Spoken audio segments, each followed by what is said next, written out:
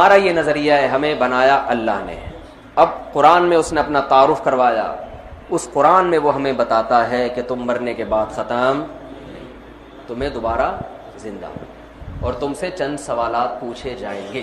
وہ اصل میں تو میرا ٹاپک تھا ان سوالات کو آپ کے سامنے پیش کرنا۔ وہ سوالات یہ پوچھے جائیں گے کہ تم نے 4 باتوں پہ عمل کیا کہ نہیں کیا۔ آپ نے کوئی سوال پوچھنا ہے تو پرچی پہ لکھ کے رکھ لیں تو زیادہ اچھا ہے۔ 4 باتوں پہ تم نے عمل کیا کہ نہیں کیا۔ اللہ نے کہا میں نے امتحان میں 100% کامیابی جن لوگوں کے لیے رکھی ہے وہ 4 سوالات حل کر کے آئیں گے تو 100% کامیابی، اور یہ 4 لازمی ہیں، اس میں اور اختیاری نہیں۔ پہلا، اور یہ غیر مسلموں کے لیے نہیں ہے تو غیر مسلموں کے لیے بھی، لیکن وہ مانتے نہیں ہیں۔ تو پہلا یہ من اراد الآخرہ، ہر کام میں نیت اللہ کو خوش کرنے کی، آخرت کی کرنی ہے۔ آپ ڈاکٹر بن کے مریضوں کا علاج کر رہے ہو، ٹھیک ہے، آپ پیسے کماؤ، آپ کا حق بنتا ہے، آپ کا بھی گھر بار ہے، آپ کا بھی چولہا ہے، کماؤ آپ، لیکن نیت انسانیت کی خدمت، کس کو خوش کرنے کے لیے؟ اس کا فائدہ یہ ہوگا کہ آپ مریضوں کے ساتھ ناانصافی نہیں کرو گے، بس یہ فائدہ ہوگا۔ آپ مریضوں کو وہ دوا نہیں لکھ کے دو گے جو صرف آپ کے ماموں کے میڈیکل اسٹور پہ ملتی ہے، اس کے علاوہ پوری کائنات میں وہ دوا کہیں بھی نہیں ملتی۔ ڈاکٹر ہمیں تو بہت تجربہ ہوا ہے، لکھ کے دیتے ہیں، وہ اس کے ماموں کی دکان پہ ہی ہے، باقی تلاش امریکہ فون کر کے پوچھ لیا، کہہ رہے ہیں ہمارے میڈیکل اسٹوروں پہ بھی یہ دوا نہیں۔ ڈاکٹر اپنے ساتھ اپنے ماموں کی کھانچے بھی چلا رہا ہے۔ تو یہ کس کے ساتھ خیانت ہے؟ مریض کے ساتھ۔ سمجھ میں نہیں آ رہی بات؟ تو یہ من اراد الآخرہ کے خلاف ہے۔ آخرت آپ کی نیت، آپ کمائیں، منع تھوڑی کیا۔ حضرت عثمان کروڑوں روپے کے سرمایے کے مالک تھے، تاجر تھے بہت بڑے۔ مغیرہ ابن شعبہ رضی اللہ تعالیٰ عنہ ارب پتی تھے۔ حضرت ابو بکر ارب پتی تھے۔ ہمارے ہاں جامعۃ الرشید میں جو مالدار صحابہ ہیں نا، ان کے سرمایے پر ایک ریسرچ ہوئی ہے تو پتا چلا کروڑوں روپے کے، اربوں روپے کے مالک تھے یہ حضرات۔ اتنی چاندی تھی ان کے پاس، اتنے درہم تھے۔ نبی نے ان کو مال رکھنے سے منع نہیں کیا، اور یہ انہوں نے اپنے لیے بھی، اپنی ذات میں بھی استعمال کیا۔ نبی نے کیا فرمایا؟ ایماندار تاجر قیامت میں پیغمبروں کے ساتھ ہوگا۔ تو تجارت سے نہیں روکا، تجارت میں ایمانداری کا حکم دیا۔ ہاں، جہاں دنیا آخرت سے ٹکرا رہی ہوگی، تجارت کر رہے ہو، دکان کھولی ہوئی ہے، اذان ہو گئی، نماز کا ٹائم ہو گیا، تو اب اللہ آپ کو دکان کھولنے کی اجازت نہیں دیتا۔ تو قرآن کہتا ہے جو آخرت کا ارادہ رکھتے ہیں، آثر الحیات الدنیا، تو جس نے دنیا کو آخرت پہ ترجیح دے دی، اس کا مطلب اس کا آخرت کا ارادہ نہیں ہے۔ جب ٹکرائے گی نا دنیا اور آخرت، تو کس کو فوکس کرنا ہے؟ آخرت کو۔ سمجھتے ہو بات کو کہ نہیں سمجھتے؟ تو ڈاکٹروں کو ڈرنا چاہیے اللہ سے بھائی، اپنے ہدیے نذرانے کے چکر میں جو ہوتا ہے نا، وہ ہاں جو ریپرزینٹ کر رہے ہوتے ہیں اس دواؤں کو، میڈیکل ریپ والے، وہ گفٹ دے رہے، وہ رشوت ہے، وہ گفٹ نہیں ہے وہ۔ تو دوسری شرط اللہ نے بیان کی، وسعی لہا، آخرت کی نیت بھی کرے اور اس کی پھر کوشش بھی کرے۔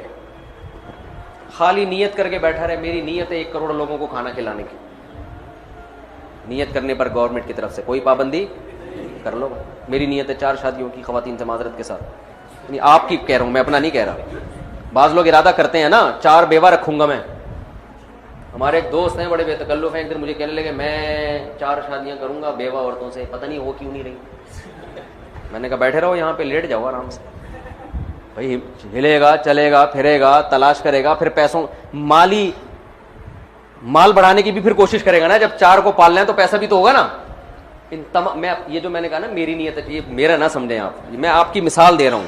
جیسے ڈاکٹر کہتا ہے نا، سخی کہتا ہے میری نیت ہے 1 کروڑ لوگوں کو کھانا کھلانے کی، تو بہت سے لوگ ارادہ کر کے بیٹھے ہوئے ہم بیوہ عورتوں کا گھر بسائیں گے، طلاق یافتہ عورتوں کا گھر بسائیں گے اور آرام سے لیٹے ہوئے۔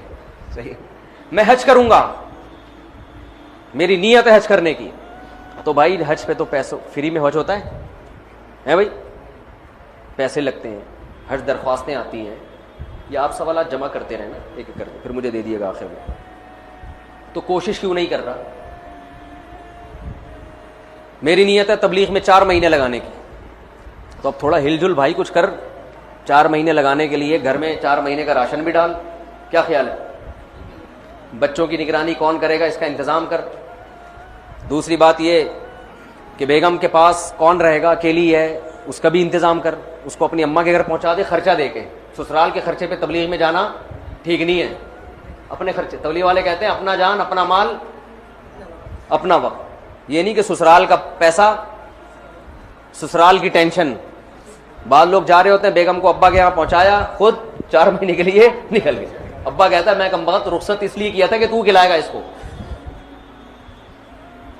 وہ ایک صاحب مجھے ملے چند دن، ابھی میرا سوات میں بیان تھا نا، وہ ایک صاحب نے کہا میں 1 سال تبلیغ میں لگا کے آیا ہوں، میرے بچے بگڑ گئے.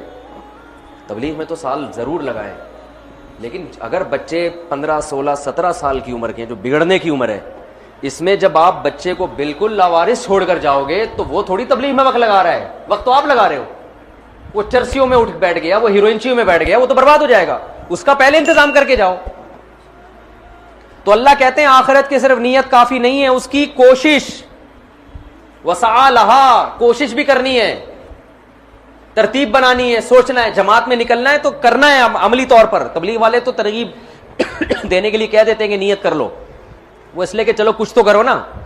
جب نیت کرے گا تو انشاءاللہ ہلے گا بھی تھوڑا سا وہ، لیکن پھر اس کے بعد کچھ کرنے کی کوشش بھی کرے. عورت چاہتی ہے میں پردہ کروں، تو خالی نیت سے تھوڑی ہوگا بھائی، تھوڑی سی تو ہمت بھی کرے نا، کوشش کرے.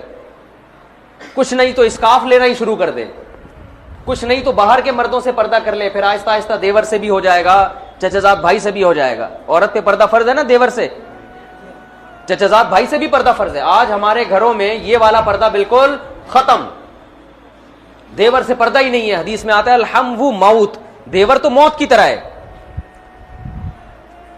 اب لوگ کہتے ہیں اب بھابیاں جب دیور سے پردہ کرتی ہیں دیور کو غصہ آتا ہے کہ میری کیا غلط نظریں ہیں کیا. شریعت نے یہ نہیں کہا کہ جس کی نظریں غلط ہو اس سے پردہ کرو، جس کی غلط نظریں نہیں ہیں اس سے پردہ نہیں. کیونکہ نظروں کا کوئی لیبارٹری ایسی نہیں ہے کہ ڈاکٹر کو چیک کرائیں تو ڈاکٹر کہے گا یہ 2 نمبر نظریں ہیں اس کی.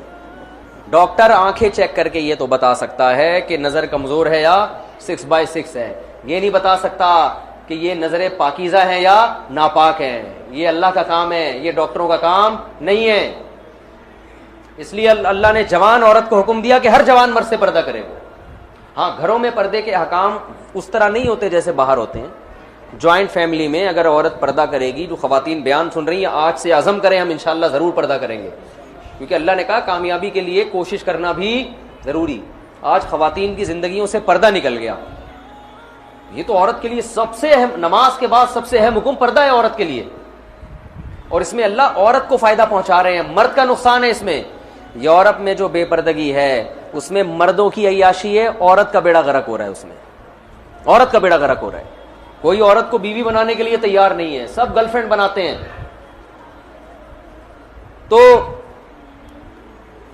جوائنٹ فیملی میں پردہ آسان ہے.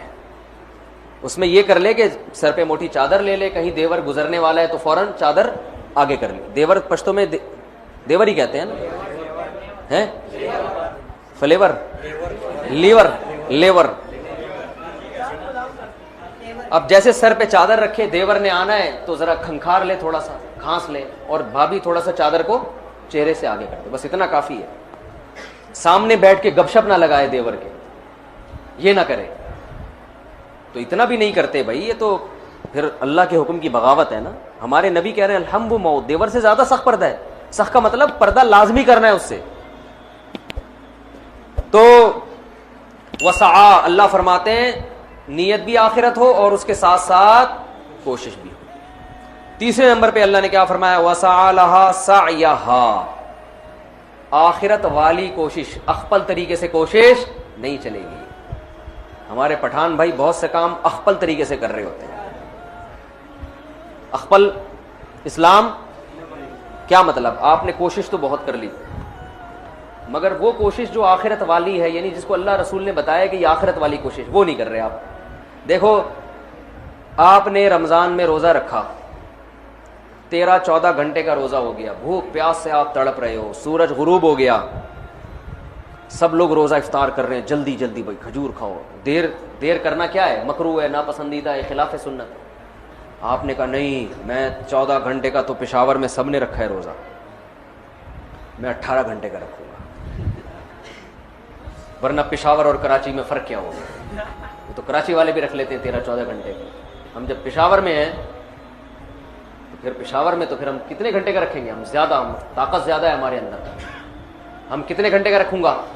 18 گھنٹے کا. اور جتنا میں بھوک اور پیاس میں نے اللہ کے لیے برداشت کی ہے، میں 3 گھنٹے اور برداشت کروں گا. یہ میری طرف سے غریبی ہے.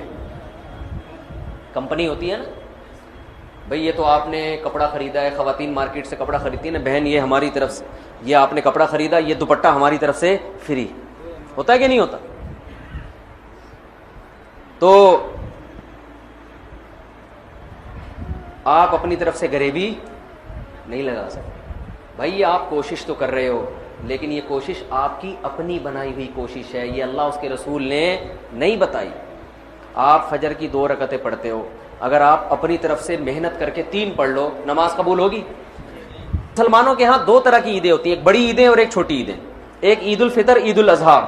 یہ سال میں عید الفطر بھی ایک دفعہ اور عید الاضحیٰ بھی ایک دفعہ. یہ اس میں ہم نماز پڑھتے ہیں، نہاتے ہیں، دھوتے ہیں اور مصلی کی طرف جاتے ہیں، ایک دوسرے کو مبارکبادیں دیتے ہیں، جانور ذبح کرتے ہیں. ساری دنیا میں یہ منائی جاتی ہے. کیا خیال ہے؟ اور ایک ہفتے میں ایک ایسی عید ہے جو ہر ہفتے ریپیٹ ہوتی ہے، جس کو جمعے کا دن کہا جاتا ہے. یہ بھی چھوٹی عید ہے. یہ بھی کیا ہے؟ اس میں بھی کچھ عید کا لک اللہ نے ڈالا ہے.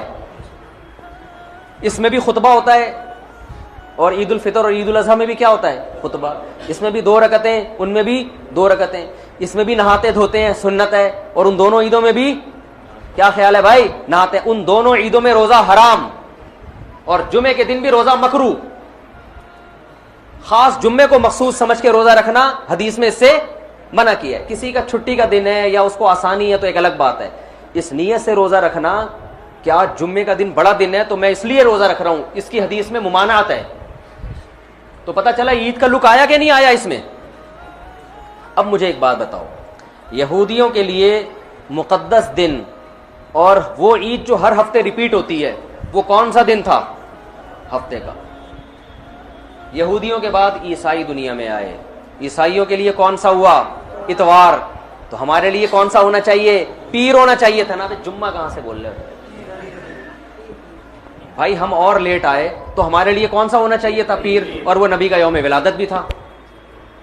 لیکن نبی کا یوم ولادت تھا، اس لیے اللہ نے پیر کو نہیں رکھا، ریورس کر دیا جمعے کو، تاکہ لوگ یوم ولادت کو عید سمجھنا نہ شروع کر دیں. بہت مشکل ہے بھائی، پشاور میں بات سمجھانا بہت مشکل ہے، بہت مشکل ہے. اور یہ الحمدللہ میں ویسے چھیڑنے کے لیے کرتا ہوں. وہ تو کراچی میں بھی سمجھ میں نہیں آتی کسی کو. میں یہ جملہ میں کراچی میں بھی بولتا ہوں، لاہور میں بھی بولتا ہوں. وہ غیرت دلانا مقصد ہوتا ہے کہ بولے یار اتنی آسان بات ہمیں سمجھ میں نہیں، کیسی بات کرو، ایک دم بوجھ میں سمجھ میں آ رہی ہے، جوش میں آ کے بولتے ہیں، پھر آتی ہے سمجھ میں. کچھ مسائل غیرت کے ہوتے ہیں. اب آپ بتاؤ کتنی زبردست لاجک کی بات ہے کہ ہونا پیر کا دن چاہیے تھا، لیکن اور وہ یوم ولادت بھی تھا، لیکن اس کو کیا کر دیا؟ ریورس. اتنا کافی تھا اس امت کو سمجھانے کے لیے کہ نبی کا یوم ولادت میں عید نہ بنانا، اتنا کافی تھا. لیکن نبی نے ایک اور کام کیا. شاید نبی کو معلوم تھا، اللہ نے بتا دیا تھا کہ یہ امت باز نہیں آئے گی، تو نبی نے ایک اور کام کیا کہ پیر کو آپ نے روزہ رکھا. صحیح بخاری مسلم کی حدیث ہے. صحابہ نے پوچھا آپ روزہ کیوں رکھتے؟ فرمایا میرا یوم ولادت ہے. عید کے دن روزہ رکھنا جائز ہے؟ کیا مطلب؟ روزے کا عید کا جو تھوڑا سا بھی تصور تھا نا یوم ولادت میں، اس تصور کے بالکل کھرچ کے جڑ سے خاتمہ کر دیا کہ روزہ اور خوشی کا دن جمع نہیں ہو سکتے. اور آپ پھر یوم ولادت کو یوم عید کہہ رہے ہو. تو یہ وہ کوشش ہے جو اخپل کوشش ہے، یہ اللہ اس کے رسول کی بتائی ہوئی کوشش نہیں ہے. خوشی میں کھایا جاتا ہے، روزے نہیں رکھے جاتے. ہمارے نبی روزہ رکھے، تبھی آپ دیکھو سعودی عرب میں سب عرب اکثر روزہ رکھتے ہیں پیر کے دن. سنت ہے، ہمارے یہاں رواج نہیں ہے. جمعرات کا بھی رکھتے ہیں، پیر کا بھی. پیر کا جمعرات کا تو کسی بھی وجہ سے رکھ لیا، لیکن پیر کا اس لیے رکھا کہ یوم ولادت ہے میرا. تو خوشی میں کھانا کھایا جاتا ہے. روزہ تو کھانا پینے سے بچنے کا نام. اس کی میں 2 مثالیں دے دیتا ہوں تاکہ اور سمجھ میں آ جائے. آپ کی شادی ہو گئی فرض کرو، کہہ رہے ماشاء اللہ. فرض کرو شادی ہو گئی, دوست ملتے ہیں, یار سنا ہے تیری شادی ہو گئی, خوشی میں کیا کھلائے گا, یہی کہتے ہیں نا. آپ نے کہا اتنی مجھے خوشی ہوئی ہے کہ کل صبح نہ میں ناشتہ کروں گا نہ تم ناشتہ کرنا, ہم کھانے سے کیا کریں گے, اوائڈ کریں گے. تو کہے گا بھائی تیرا ابا باپ دنیا سے چلا گیا ہے جو غم میں نہیں کھا رہا تو. حدیث میں آتا ہے نا جس گھر میں میت ہوتی ہے تو لوگ غم زدہ ہوتے ہیں تو ان کو کھلاؤ جا کے, کیونکہ وہ کھا نہیں سکتے بیچارے, غم میں ہوتے ہیں, پکاتے نہیں ہیں. آپ کا بیٹا پاس ہو گیا امتحان میں اچھے نمبروں سے, لوگ پوچھتے ہیں بھائی بڑا مزہ آ رہا ہے یار, کیا کھلائے گا. آپ نے کہا ڈنر کا ناغہ ہے, آج تم بھی رات کو بھوکے سو گے اور میں بھی بھوکا سو. تبھی عید کے دن روزہ نہیں ہے بھائی. روزہ اور عید ایک دوسرے کے بالکل اپوزٹ ہیں, ضد ہیں. ہمارے نبی نے یوم ولادت میں روزہ رکھ کے بتا دیا کہ آج کا دن عید نہیں ہو سکتی. اور ایک اور بات, مسلمانوں کی عیدیں عید الفطر اور عید الاضحیٰ رات میں ہوتی ہیں صبح ہوتی ہے؟ بولو نا بھائی. کرسمس صبح ہوتی ہے رات کو ہوتی ہے؟ رات میں ہوتی ہے. اسلام میں عیدیں صبح کے وقت میں رکھی گئی ہیں کیونکہ رات میں انسان شراب کباب کی طرف جانے کا خطرہ, عیاشی کی طرف, رنگ رلیوں کی طرف جانے کا خطرہ زیادہ ہوتا ہے, بتیوں کی طرف جانے کا خطرہ زیادہ ہوتا ہے. تمیز سے نہیں مناتا وہ. صبح بدتمیزی سے عید منائی نہیں جا سکتی صبح کے ٹائم میں, ہے بھائی. صبح تو نہا دھو گے نماز پڑھے, جمعے کو بھی دن کی روشنی میں رکھا گیا, جمعہ رات میں نہیں رکھا گیا. اسلام کے سارے تہوار کب ہو رہے ہیں؟ اور عید میلاد النبی صبح منائی جاتی ہے یا رات کو؟ جوش و خروش آتا ہے رات کے وقت, بتیاں, پھر ناچ گانے بھی ہونے لگے آج کل. تو کیک کاٹنا شروع ہو گئے, بریک ڈانس شروع ہو گیا معذرت کے ساتھ. کوئی ناچ رہا ہے, کوئی نبی کی محبت میں ناچ ناچ کے گر گیا نیچے, ہے جی, پتہ نہیں کیا کیا کر رہے ہوتے ہیں. یہ وہ کوشش ہے جو آپ کی اخپل کوشش ہے, یہ اللہ رسول کی بتائی ہوئی کوشش نہیں, بلکہ اللہ رسول اس کے خلاف بتا رہے ہیں. سمجھتے ہو بات کو کہ نہیں سمجھتے ہو؟ تو چھوڑ دو یہ سب کچھ. تو اللہ نے قرآن میں کیا فرمایا؟ پہلی شرط نیت آخرت, دوسری شرط کوشش بھی کرے, تیسری شرط کوشش بھی اپنی نہیں بلکہ آخرت والی کوشش, چوتھی شرط وَهُوَ مُؤْمِنٌ, توحید پرست بھی ہو, ایمان بھی ہو. کفر کے ساتھ یہ نیکیاں قبول نہیں ہے. کافر اگر اللہ کو راضی کرنے کے لیے کروڑوں لوگوں کو کھانا کھلائے, دنیا میں اجر مل جائے گا, آخرت میں کوئی اجر نہیں ملے گا. تبھی غیر مسلم میت کے لیے دعا نہیں کر سکتے, زندہ کے لیے کر سکتے ہیں, غیر مسلم مر گیا تو اس کے لیے دعا کی بھی, ریسٹ ان پیس بھی نہیں کہہ سکتے اس کو آپ, جو مر گیا. آج کل لوگ کہہ رہے ہوتے ہیں اس کی روح کو اللہ جو ہے نا امن میں رکھے, بس اللہ نے پابندی لگا دی. تو وَهُوَ مُؤْمِنٌ, ایمان. کیا مطلب؟ مزار پرستی یہ ایمان ہے یا شرک ہے؟ شرک ہے. یہ ندا لغیر اللہ, صرف یا اللہ مدد چلے گا اللہ کے ہاں, اور کوئی نعرہ اللہ کے ہاں قابل قبول نہیں. ہم کہتے ہیں ایاک نعبد و ایاک نستعین, صرف تجھ سے تیری عبادت کرتے ہیں اور مدد صرف, یہ صرف کا لفظ بھی لگا ہوا ہے اس ترجمے میں, کیونکہ مفعول بہ جو آبجیکٹ ہے نا اس کو پہلے کر دیا. ایک ہوتا ہے نعبدو کا, اس کا مطلب ہے ہم تیری عبادت کرتے ہیں, اور کا کو تو اس کو کہتے ہیں ریلیشن. انسانوں کا انسانوں سے ریلیشن ختم ہو رہا ہے, بس مادہ پرستی, میں بس یہی چل رہا ہے. تو انہوں نے پوچھا کہ آپ مسافر ہیں, کون ہیں, کہاں سے آئے ہیں؟ تو موسیٰ علیہ السلام نے پورا واقعہ سنا دیا کہ ایسے میں مصر میں تھا اور وہاں ایسے مجھ سے ایک غلطی سے ایک ایسے ہو گیا اور فرعون یہ کچھ کر رہا ہے. فلما جاءہ وقص علیہ القصص, موسیٰ علیہ السلام نے پورا واقعہ سنایا. قال لا تخف, تو ان بچیوں کے والد نے کہا اب آپ خوف زدہ نہ ہوں. نجوت من القوم الظالمین, آپ ظالم لوگوں سے نجات پا چکے ہیں. قالت احداہما یا ابت استاجر, ان دونوں لڑکیوں میں سے ایک نے کہا کہ اے ہمارے والد آپ ان کو اجرت پہ ملازم رکھ لیں. بکریاں چرانا تھا نا, بکریاں ہی ان کا کاروبار تھا, اسی کو بیچتے, اسی کا دودھ پیتے, تو ان کو آپ اجرت پہ رکھ لیں, تنخواہ پہ رکھ لیں. ان خیر من استاجرت القوی الامین, اس لیے کہ سب سے بہتر وہ شخص ہے ملازمت کے لیے, اجرت کے لیے, جو طاقتور ہو اور امانت دار ہو. کتنی ذہین بچیاں تھی وہ کہ یہ امانت دار بھی ہے اور طاقتور بھی ہے.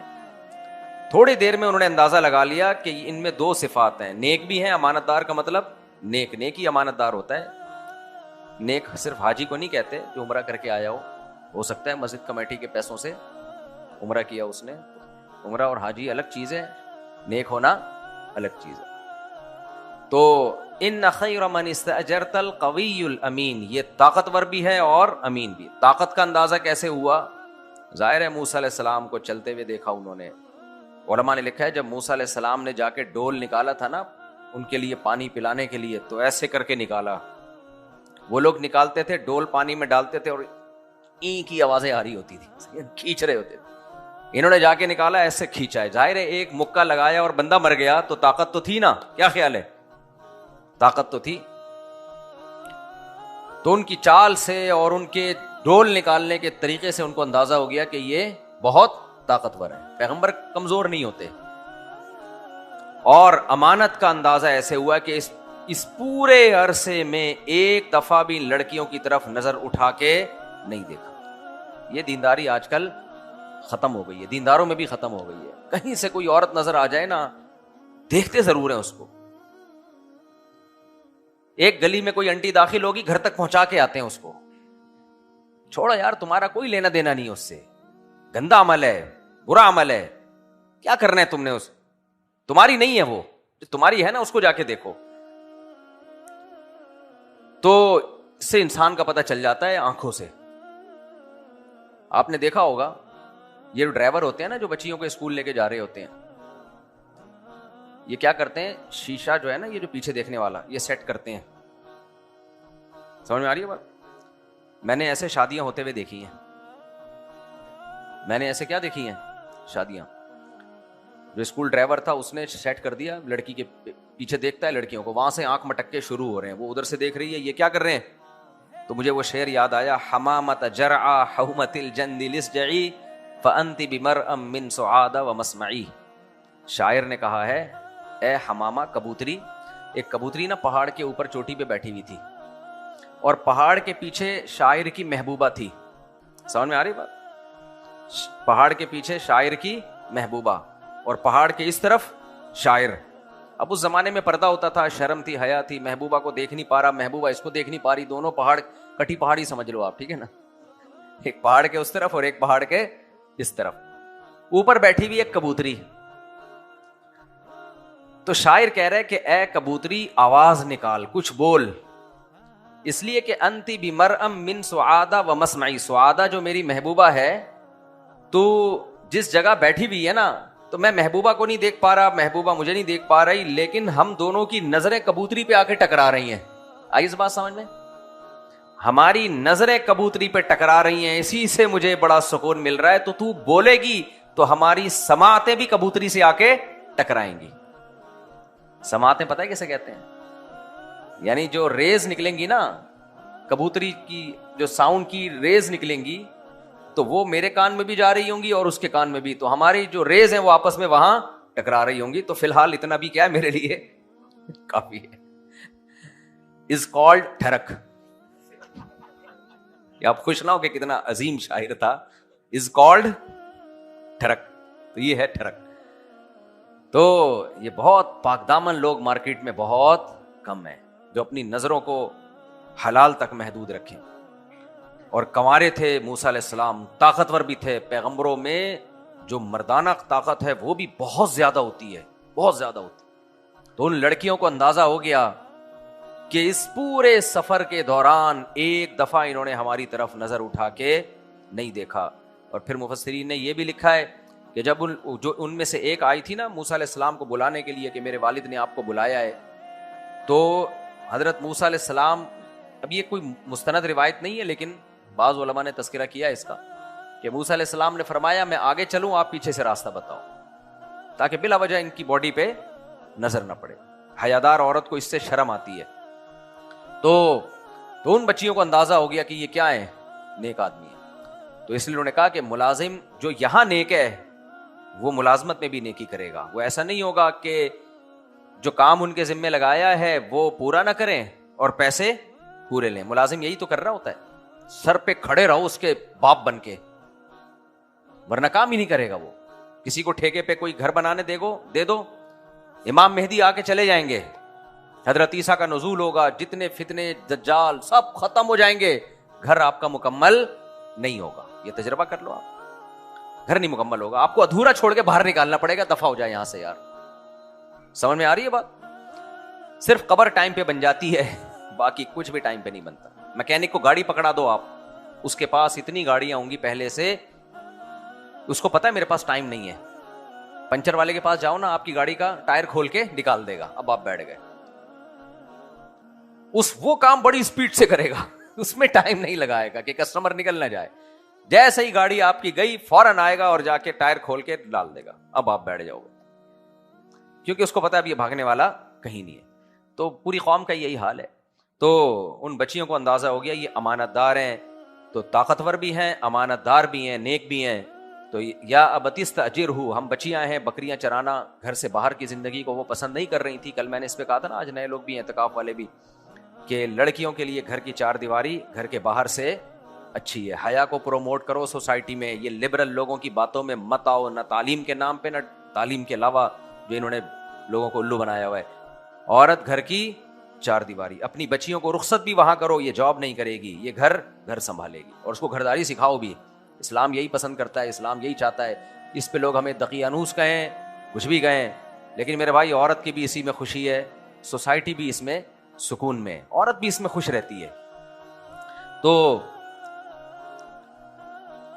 انہوں نے کہا کہ ہم آپ کے جو ہے نا اس ایک اجرت پہ رکھ لیں. تو ان کے والد نے کیا کہا, انی اریدو, موسیٰ علیہ السلام سے کہا میں یہ چاہتا ہوں, ان کی حق احد ابنتی ہاتین, اپنی ان دو بیٹیوں میں سے ایک کا آپ سے نکاح کر دوں, الا ان تأجرنی 8 حجج, اس شرط پہ کہ آپ 8 سال بکریاں چرائیں. دیکھو اس سے پتا چلتا ہے باپ کی ہر وقت سوچ کیا ہوتی ہے, بیٹی جب بالغ ہو جائے تو اس کے نکاح کی فکر, کہ اس کا گھر بس جائے. یہ غیرت مند اور شریف باپوں کا کام ہوتا ہے. آج کل کی عورتیں اس کو کہہ دیتی ہیں, سب عورتیں نہیں جو یہاں بیان نہیں سن رہی ان کی بات کر رہا ہوں, کہ اصل میں اپنا بوجھ ہلکا کرنا چاہتے ہیں, گھر سے نکالنا چاہتے ہیں. ایسا نہیں ہے بھائی, یہ غلط سوچ ہے. کوئی باپ نہیں چاہتا اپنی بیٹی کو گھر سے رخصت کرے. جتنی بیٹیوں سے باپ کو محبت ہوتی ہے, اس سے زیادہ تو کسی سے محبت ہو نہیں سکتی. لیکن مرد اپنے جذبات سے نہیں سوچتا, وہ مستقبل دیکھتا ہے.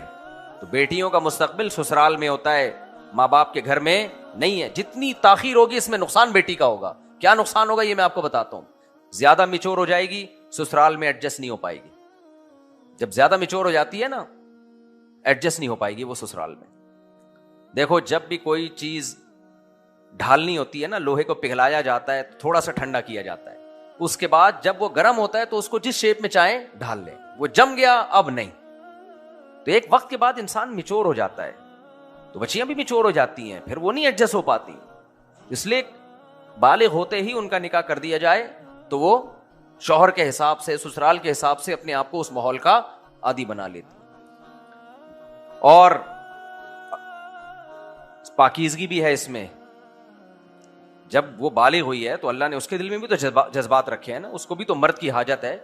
حلال نہیں ملے گا تو دوستیاں لگائے گی فیس بک پہ. آج کتنے مسائل ہیں گھروں کے, بچی پکڑی گئی, آئی ڈی بنائی ہوئی تھی, اس سے دوستی, ٹک ٹاک پہ دوستی, فلانا, اپنی ادھورے کپڑوں کی ویڈیو بنا کے ڈالنا. اور جب ایک دفعہ یہ چسکا لگ جائے نا تو پھر وہ میاں کے قابل نہیں رہتی.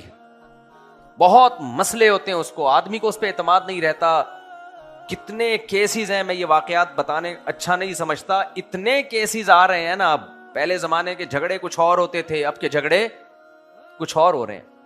اتنے کیسز آ رہے ہیں, اعتماد نہیں ہے بیوی پہ, اعتماد نہیں رہا. تو پرانا والا یاد آ رہا ہے اس کو, فون پہ باتیں کرتی ہوئی پکڑی گئی. یہ کیا ہے بھائی, یہ دیر سے شادیوں کے عذاب ہیں. تو اس لیے ان بچیوں کے باپ نے کیا کہا, اور اچھا صحت بھی اس میں ہے, جتنی شادی میں تاخیر ہوگی بچی مینٹلی ڈسٹرب ہوگی, کیونکہ اس کی نیچر کے خلاف چل رہے ہو نا. وہ اپنے شوہر میں اور اپنے بچوں میں خوش ہوتی ہے, یہ اس کی فطرت ہے. وہ بھائی سائنس کتنی ترقی کر لے, فطرت کبھی بھی چینج نہیں ہوتی. فطرت تھوڑی چینج ہوگی.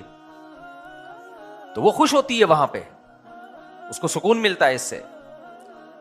اور پھر کم عمری کے نکاح میں محبت آپس میں ٹوٹ کے ہوتی ہے. جتنی دیر کرو گے, جو ہارمونز ہیں دونوں کے وہ آہستہ آہستہ نیچے آئیں گے, اس کے بعد وہ ٹوٹ کے محبت والا سیٹ اپ ختم ہو جائے گا.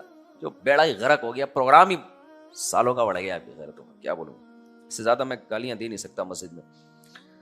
اچھا بھائی, تو ان نے کہا کہ انہوں نے سوچا کہ یقیناً وہ اپنی بیٹی کے لیے شوہر تلاش کر رہے ہوں گے نا, اپنے لیے داماد.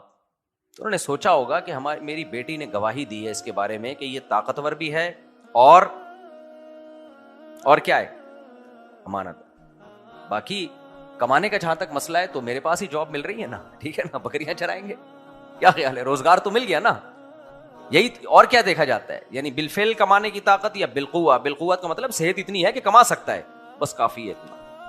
فوراً پیشکش کر دی, اريد ان انكح احدى ابنتي, اپنی دونوں بیٹیوں میں سے ایک میں آپ سے, یعنی دو آپ جس سے آپ چاہیں اس سے میں آپ کا نکاح کرنے کے لیے تیار ہوں, اس شرط پہ کہ آپ 10 سال 8 سال بکریاں چرائیں. کوئی استخارہ ہوا ہے یہاں پہ اتنی دیر میں؟ بولو نا.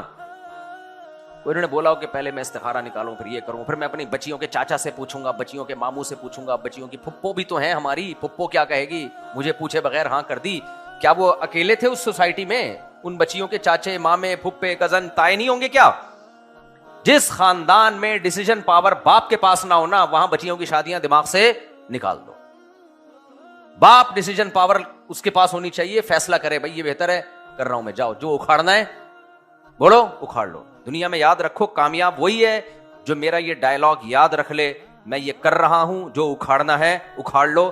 جس کم وقت کو یہ ڈائلاگ یاد نہیں ہوا, اس کے دماغ میں اترا نہیں, وہ کسی کام کا نہیں ہے, وہ کسی کام کا نہیں ہے. اسے چاہیے خودکشی کر کے مر جائے, وہ کچھ بھی نہیں کر سکتا دنیا میں. وہ پوچھتا ہی رہے گا وہ کیا کہہ رہا ہے, فلانا کیا کہہ رہا ہے, ڈمکانا کیا کہہ رہا ہے, وہ کیا کہہ رہا ہے, چمونی آپا کیا کہہ رہی ہیں, فلانی آپا کیا کہہ رہی ہیں, اسی میں لگا رہے گا. ان گھروں میں کوئی فیصلے نہیں ہوتے. آپ نے فیصلہ کرنا ہے یا نہیں کرنا.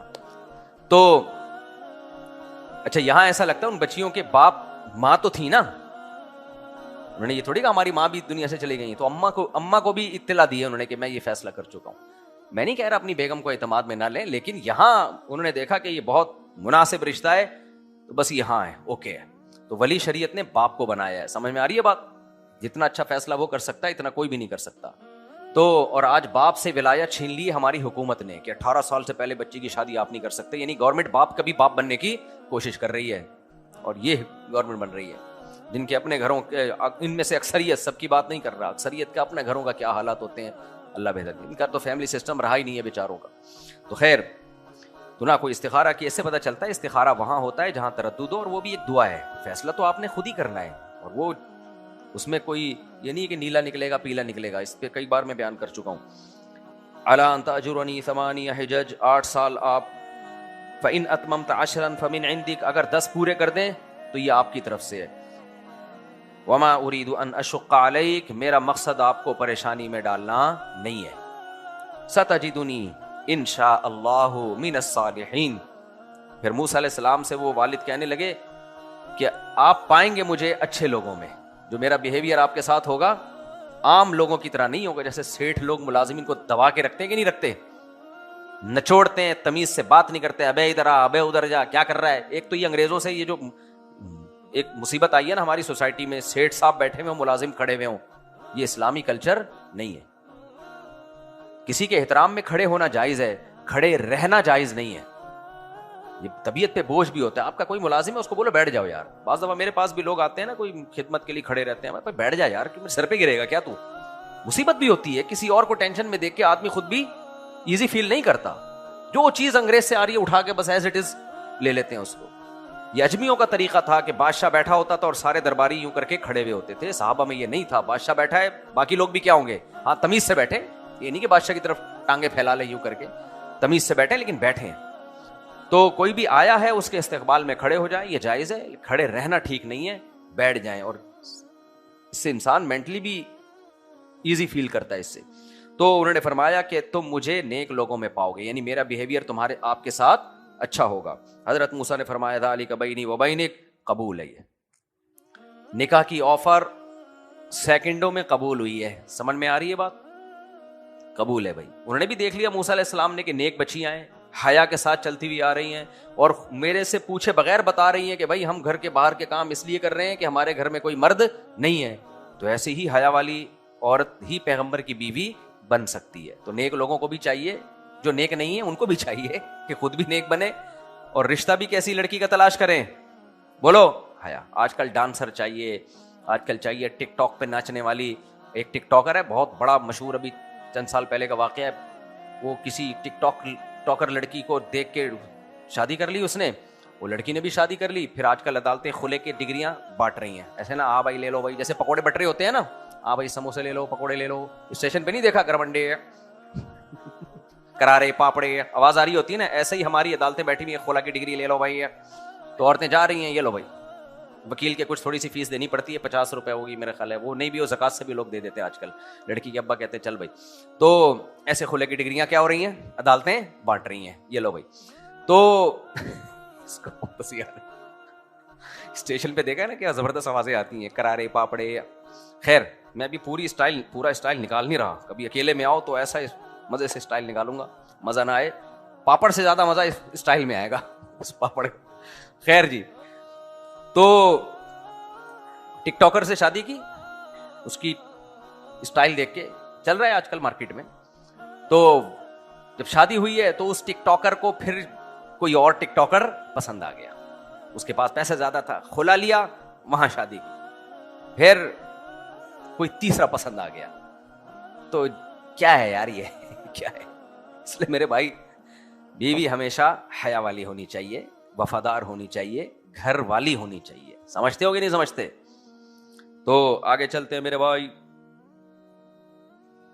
اس پہ لطیفے بھی ہیں, کبھی اکیلے میں ملو گے تو انشاءاللہ سناؤں گا, بڑے خاندانی لطیفے. بہت سا مال میرے پاس ایسا رکھا ہوا ہے جو میں مارکیٹ میں ہر ایک کے لیے مال کھلتا نہیں ہے, ایسا مال ہے میرے پاس. اصل اوریجنل مال تو میں نے سنبھال کے رکھا ہوا ہے, یہ تو بہت کم مال آپ کے سامنے لاتا ہوں.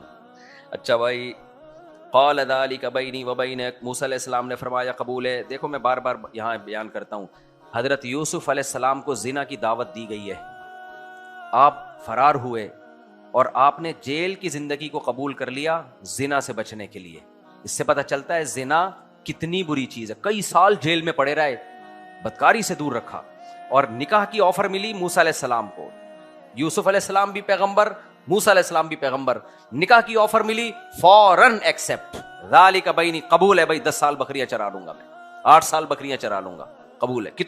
کتنا ٹف کام تھا نا, کوئی بات نہیں, قبول ہے. تو اس لیے میں کہتا ہوں نکاح میں اور زنا میں 180 ڈگری کا فرق ہے. زنا بالکل نہیں کرنا اور نکاح چھوڑنا نہیں ہے. سمجھ میں آ رہی ہے بات؟ نکاح کسی سے پوچھنا نہیں ہے, اور زنا کی آفر بھی آئے تو اس کے قریب نہیں جانا. نکاح دے دنا دن, ایسی کی کبھی آؤ میں تمہاری ایسی کی تیسی کروں, پھر تمہیں سمجھ میں آئے گا, ورنہ تم بڑے ڈھیٹو سمجھو گے نہیں. تو کرو یار, جہاں موقع ملا ہے ایسی کی, اپنے خرچے پہ, دوسروں کے خرچے پہ نہیں. آگے چلو میرے بھائی. ایم الاجلین قضیت, فرمایا 8 اور 10 سال کا آپ نے آپشن دیا, ان دونوں میں سے جو مدت بھی میں پوری کر لوں فلا عدوان علی, پھر مجھ پر اضافی کچھ نہیں ہے, معاملات کلیئر ہونے چاہیے, ٹھیک ہے نا. واللہ علی ما نقول وکیل, اور جو کچھ ہم کہہ رہے ہیں اس پر نگہبان کون ہے؟ اللہ ہے. آپ نے بھی ایگریمنٹ پورا کرنا ہے اور میں نے بھی ایگریمنٹ. فلما قضا موسیٰ الاجل, جب موسیٰ علیہ السلام نے مدت پوری کی, وسار باہلہ, اور اپنے گھر والوں کو لے کے چلے. آپ نے ارادہ کیا 8 سال یا 10 سال, بظاہر ایسا ہی لگتا ہے موسیٰ علیہ السلام نے 10 سال پورے کیے ہوں گے. انہوں نے دیکھا ہوگا جب ان کا بیہیویئر اتنا اچھا ہے تو میں بھی 2 سال اضافی کر لوں. وسار باہلہ, اور اپنے گھر والوں کو لے کے مصر کی طرف چلے, یہ سوچ کے کہ بھول بھلیاں ہو گیا ہوگا. اب مصر میں جو ہے 10 سال میں تو کیس دب جاتے ہیں نا, تو جاؤں گا چپکے سے, جا کے اپنی ماں سے ملوں گا, اپنے گھر والوں کو لے کے جاؤں گا, نئی زندگی کا آغاز کروں گا.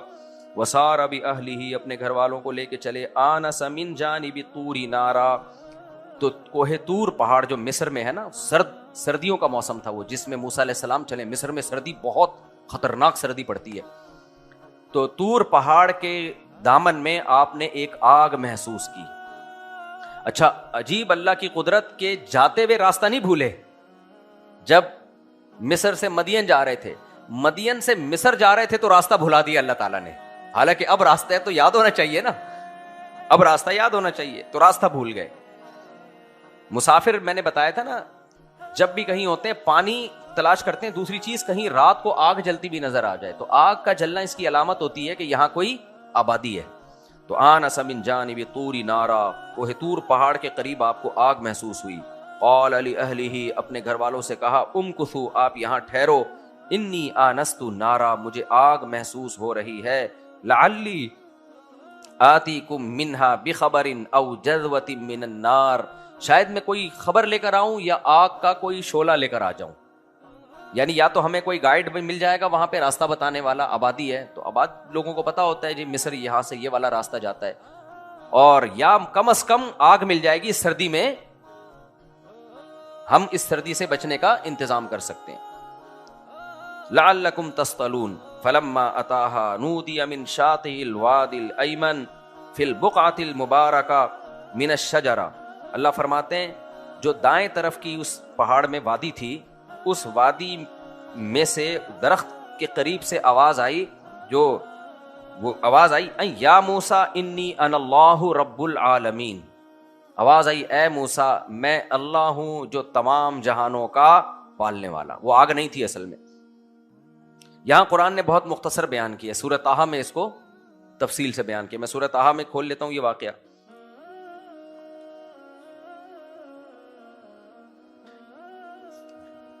فلما اتاها نودی یا موسیٰ، جب موسیٰ علیہ السلام آئے آواز آئی انی انا ربک فاخلع نعلیک، اے موسیٰ میں تیرا رب ہوں، فاخلع نعلیک تو اپنے جوتے اتار دے. کیوں؟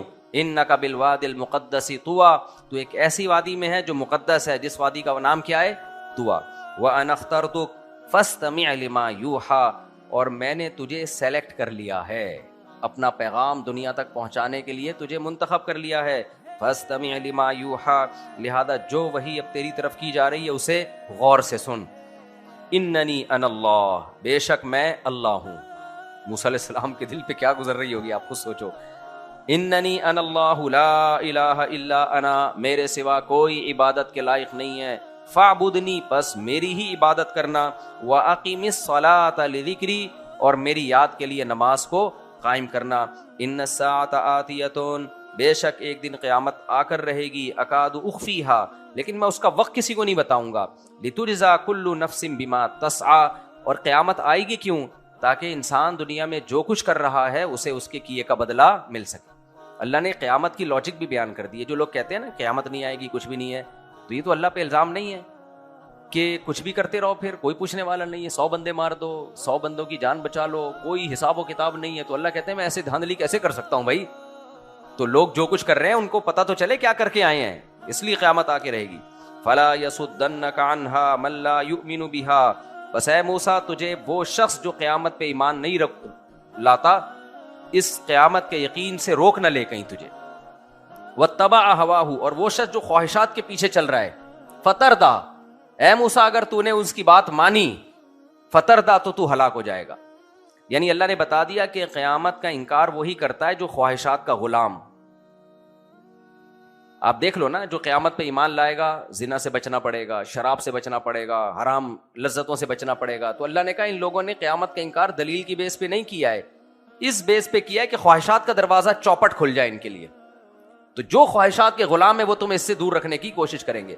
موسیٰ علیہ السلام میں تو چانس امید نہیں تھی، لیکن موسیٰ علیہ السلام کے توسط سے ہمیں بتایا جا رہا ہے یہ سب کچھ. وما تلک بیمینک یا موسیٰ، پھر اللہ نے فرمایا اے موسیٰ یہ تیرے دائیں ہاتھ میں کیا ہے؟ قال ہی عصایا، حضرت موسیٰ نے کہا یہ میری لاٹھی ہے. اتوکأ علیہا واہش بہا علی غنمی، اس پہ میں تکیہ بھی لگاتا ہوں اور اپنی بکریوں کے پتے بھی جھاڑتا ہوں اس سے. ولی فیہا معارب اخری، اور بہت سارے کام کرتا ہوں میں. قال القیہا یا موسیٰ، اللہ کہتے ہیں اللہ نے کہا اے موسیٰ اسے زمین پہ ڈال دے. فالقاها، حضرت موسیٰ نے زمین پہ ڈالا. فاذا ہی حیۃ تسعی، اچانک پھرتیلا سانپ بن کے وہ لاٹھی دوڑنے لگی. تو قرآن کہتا ہے کہ اقبل ولا تخف. اچھا دوسرے مقام پہ آتا ہے حضرت موسیٰ علیہ السلام خوف زدہ ہو کے بھاگے، ولم یعقب، پیچھے مڑ کے بھی نہیں دیکھا. وہ اتنا ایسا سانپ بنی ہے، موسیٰ علیہ السلام دوڑ رہے ہیں، بھاگ رہے ہیں اور پیچھے مڑ کے بھی نہیں دیکھ رہے. تو یہ سب چیزیں فطری ہیں. سانپ سے ڈرنا، انبیاء بشریت میں کامل ہوتے ہیں، اور ایسے ہی لوگ بزرگ ہوتے ہیں جو تکلف والے نہیں ہوتے. آج بزرگ کا مطلب پتہ ہے کیا ہے؟ خام ایک عجیب سی چیز مارکیٹ میں جو آئی ہو نا، از کالڈ بزرگ. نارمل آدمی کو بزرگ نہیں سمجھتے لوگ. تو بھائی بزرگ کا مطلب ہوتا ہے گناہوں سے بچے، بس فرائض واجبات پورے کرے، اللہ سے اس کی دوستی ہو، غلط حرام کی طرف نہ جائے، یہی بزرگ ہے. تو موسیٰ علیہ الصلوۃ والسلام کو اللہ نے فرمایا اقبل ولا تخف، اے موسیٰ واپس پلٹ اور خوف زدہ نہ ہو، سنعیدها سیرتها الاولی، ہم اس کو واپس پرانی حالت پر لوٹا دیں گے۔ اتنے سارے اللہ نے وعدے کیے، گارنٹیاں دی ہیں، پھر اللہ نے موسیٰ علیہ السلام سے فرمایا خود اس کو پکڑ لو، اب سانپ کو کیا کرو، دوبارہ پکڑیں، یہ دوبارہ کیا بن جائے گی، لاٹھی۔ دیکھو اللہ تعالیٰ یہ بھی کر سکتے تھے، موسیٰ علیہ السلام کو بتاتے کہ آپ یہ لاٹھی لے کے جائیں فرعون کے دربار میں، اور جب وہ معجزہ مانگے تو لاٹھی پھینک دینا، سانپ بن جائے گی، اور جب آپ دوبارہ پکڑیں گے تو دوبارہ کیا بن جائے گی، لاٹھی۔ نہ نہ ابھی کچھ نہیں بتایا جا رہا، ابھی پریکٹس کروائی جا رہی، کیونکہ اس بات کا خطرہ تھا کہ موسیٰ علیہ السلام کو اللہ بتا دیتے کہ یہ سانپ ہے، لاٹھی سانپ بنے گی، پھر تم پکڑو گے تو دوبارہ لاٹھی، تو موسیٰ علیہ السلام والے جا کے پھینکتے، اور پہلی دفعہ جب یہ منظر دیکھتے تو خوف زدہ نہ ہو جاتے۔ تو اس کو کیا کہتے ہیں، ریہرسل، یہی کہتے ہیں نا، کہ ایک دفعہ اس عمل کی پریکٹس کروائی جائے، اس کو اپنے سامنے عمل کروایا جائے تاکہ خوف نکل جائے۔ اور یہ خوف ہونا اس کی علامت بھی ہے کہ یہ جادو نہیں تھا، کیونکہ جادوگر جو کرتب دکھاتا ہے اس میں وہ خوف زدہ نہیں ہوتا، اس کو پتا ہوتا ہے میں لوگوں کو بیوقوف بنا رہا ہوں، یہ نظر کا دھوکہ دے رہا ہوں میں، یہ کچھ بھی نہیں ہے، حقیقت سے اس کا کوئی تعلق نہیں ہے۔ تو موسیٰ علیہ السلام کے اس پہلو کو القرآن بہت بیان کرتا ہے، جہاں بھی یہ واقعہ بیان کرے گا قرآن یہ بتاتا ہے خوف زدہ ہوئے، بھاگے اور پیچھے نہیں پلٹے، اللہ نے کہا پلٹ، اے موسیٰ واپس پلٹ اور اس کو پکڑو، میں دوبارہ اس کو اپنی اصل کنڈیشن پہ لے آؤں۔ اتنی گارنٹیوں کے بعد موسیٰ علیہ السلام نے اس سانپ کو پکڑا ہے۔ یہ کیوں قرآن یہ پہلو بیان کر رہا ہے کہ یہ جادو نہیں تھا، یہ اوریجنل میں لاٹھی سانپ بن گئی تھی۔ وَاضْمُمْ يَدَكَ إِلَىٰ جَنَاحِكَ تَخْرُجْ بَيْضَاءَ مِنْ غَيْرِ سُوءٍ، فرمایا اپنے ہاتھ کو اپنے گریبان میں ڈالیں اور باہر نکالا تو سورج کی طرح وہ ہاتھ چمک رہا تھا۔ لِنُرِيَكَ مِنْ آيَاتِنَا الْكُبْرَىٰ، ہم اور آپ کو نشانیاں دکھائیں گے۔ اذهب إِلَىٰ فِرْعَوْنَ إِنَّهُ طَغَىٰ، اب دیکھو موسیٰ علیہ السلام بڑے سکون سے 10 سال کے بعد اب گھر جا رہے تھے کہ سب لوگ بھول بھال چکے ہوں گے، میں کہیں گاؤں کی زندگی میں اپنی والدہ کے ساتھ، والد جو بھی والد تھے نہیں تھے واللہ عالم، ادھر زندگی آرام سے سکون سے گزاروں گا۔ اللہ میاں نے کیا کہا، اب تک تو موسیٰ علیہ السلام دیکھ رہے کہ یہ ہو کیا رہا ہے، سانپ بن گئی، پھر لاٹھی بن گئی، تو اللہ نے کہا اذهب الى فرعون، اب آپ نے کہاں جانا ہے، جہاں سے فرار ہوئے ہیں ڈائریکٹ اس کے محل میں جانا ہے۔ انه طغى، کیوں جانا ہے، اس نے بڑی سرکشی کر رکھی ہے، سرکش لوگوں کو میں چھوڑتا نہیں ہوں۔ موسیٰ علیہ السلام پریشان۔ اب یہ واقعہ بکھرا ہوا ہے قرآن میں، ایک جگہ آتا ہے موسیٰ علیہ السلام نے فرمایا، فوراً موسیٰ علیہ السلام نے فرمایا رب انی قتلت منہم نفسا فاخاف ان یقتلون، اے اللہ میں نے تو انسانی جان کو قتل کیا ہے، تو مجھے دعوت کے لیے بھیج رہا ہے، میں تو جیسے ہی جاؤں گا پکڑ کے مجھے قتل کر دیں گے، میں تو جیسے ہی جاؤں گا پکڑ کے مجھے قتل کر دیں گے۔ تو یہاں اس کے بعد کا تذکرہ ہے، اللہ نے فرمایا کلا، ہرگز نہیں قتل کر سکتے، میں نے تجھے منتخب کیا ہے فرعون کے ظلم کے خاتمے کے لیے، قتل ہونے کے لیے نہیں۔ تو پھر موسیٰ علیہ السلام کو جب یقین ہو گیا کہ نہیں اللہ نے مجھے ہی بھیجنا ہے، تو پھر موسیٰ علیہ السلام نے دعا مانگی رب اشرح لی صدری، اے اللہ میرے سینے کو کھول دے، کہتے ہیں نا شرح صدر ہو گیا، کسی کام پہ اطمینان ہو گیا۔ ویسر لی امری، میرے اس دعوت کو کام کو آسان کر دے۔ واحلل عقدۃ من لسانی، میری زبان کی گرہ کو کھول دے۔ موسیٰ علیہ السلام کی ضبط اور فصاحت نہیں تھی، اور جیسے بعض لوگ ہوتے ہیں نا وہ ان کے زبان میں یہ پاور نہیں ہوتی اپنی بات کو بیان کرنے کی، تو فصاحت کی کمی تھی یا بلاغت کی کمی تھی، اس کو حضرت موسیٰ علیہ السلام نے فرمایا کہ میری زبان کی گرہ کو کھول دے، اور یفقہوا قولی، تاکہ وہ لوگ میری بات سمجھیں۔ واجعل لی وزیرا من اہلی، اور میرے اہل و عیال میں سے میرے بھائی کو میرا دست و بازو بنا دے، میرا وزیر بنا دے، کیونکہ میں بالکل اس دعوت میں اکیلا ہوں۔ حضرت موسیٰ علیہ السلام کو خوف تھا کہ قوم ساتھ نہیں دے گی، وہ قوم کے حالات دیکھ رہے تھے نا کہ میں اکیلا ہی رہ جاؤں گا، تو میرے ساتھ کوئی تو ہو جو اس دعوت میں میرا شریک ہو۔ اشدد بہ ازری، اے اللہ میرے بھائی ہارون کے ذریعے میری کمر کو مضبوط کر دے۔ واشرکہ فی امری، اور اسے اس نبوت میں میرے ساتھ شریک کر دے، یعنی نبی بنا دے اس کو۔ قرآن میں پتہ چلتا ہے دوسرے مقام پہ کہ پہلے موسیٰ علیہ السلام نے اللہ سے یہ کہا کہ مجھے نہیں میرے بھائی ہارون کو نبی بنا دے، یعنی اس کو بھیج دے، میں نہیں جا رہا، کیونکہ اس کی زبان میں فصاحت ہے، بلاغت ہے، اور میں نے تو بندہ قتل کیا ہے، وہ تو میں تو ویسے ہی موسٹ وانٹیڈ ہوں، تو ان کو بھیج دے۔ تو اللہ نے فرمایا کلا، ہرگز نہیں، جانا اے موسیٰ تو نہیں ہے، ہاں تیری خواہش پہ میں یہ کر دیتا ہوں کہ تیرے بھائی کو تیرا دست و بازو بناتا ہوں. پھر موسیٰ علیہ السلام نے دعا مانگی, اللہ ان کو نبوت دے دے تو, اشرکہ فی امری. تو اللہ نے کہا کہ تیرے بھائی کو ہم نبوت دے دیتے ہیں, نبی بنا دیتے ہیں, لیکن وہ ذلی نبی ہوں گے, وہ آپ کے ماتحت ہوں گے. اصل میرے مخاطب کون ہیں؟ وہ آپ ہیں, آپ نے کام کرنا ہے. ہاں پیغام آپ کا ہوگا, زبان کس کی ہوگی؟ ہارون کی, زبان ہارون کی ہوگی.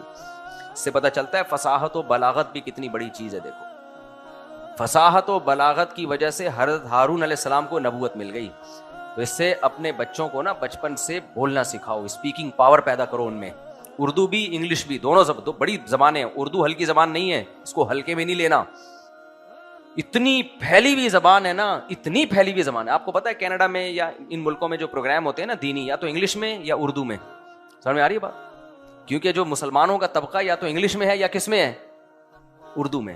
کسی اور زبان میں نہیں ہوتے, وہ کراؤڈ ہی نہیں اکٹھا ہوتا. میں جب کینیڈا گیا نا, RIS کا پروگرام تھا, تو واحد میں ایک اردو اسپیکنگ اسکالر تھا جس کا انہوں نے پروگرام کروایا, یا مولانا طارق مل صاحب کا. کہتے ہیں کراؤڈ ہمیں اسی طرح ہی مل جاتا ہے اردو میں بھی جیسا دوسری زبانوں انگلش میں ملتا ہے. یا پھر عرب ہیں, وہ تو پھر عربی تو ہے ہی بہت بڑی زبان. تو یہ 3 زبانیں ہیں دنیا میں, انگلش, عربک اور اردو. سمجھتے ہو کہ نہیں سمجھتے؟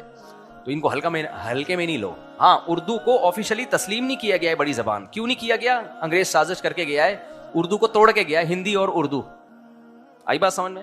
حالانکہ وہ ہے کیا, ایک ہی ہے. لوگ فلمیں دیکھتے ہیں نا, کہتے ہیں ہندی فلمیں, تو دیکھ کیوں رہے ہو, تمہیں ہندی کہاں آتی ہے؟ اس لیے دیکھ رہے ہیں کہ اردو میں ہے. وہ نام اس کو کیا دیا ہوا ہے؟ ہندی. تو ہندی کو اردو بول دیا, اردو کو ہندی بول دیا, رسم الخط چینج کر دیا. تو اس لیے چاہے ہندی بولو چاہے اردو بولو, ہے یہ ایک ہی زبان.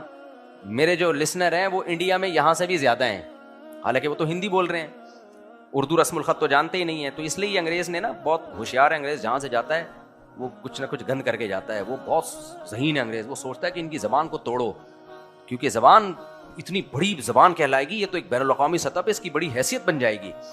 تو اس لیے اپنے بچوں کو اردو میں بولنا بھی سکھاؤ, تقریریں سکھاؤ, انگلش بھی سکھاؤ, اور اگر عالم بن رہے ہیں تو عربی بھی سکھاؤ ان کو. تو بولنا بہت بڑی نعمت ہے. داؤد علیہ الصلوۃ والسلام کی جو معجزہ تھا نا, اس میں فصل الخطاب بھی تھا.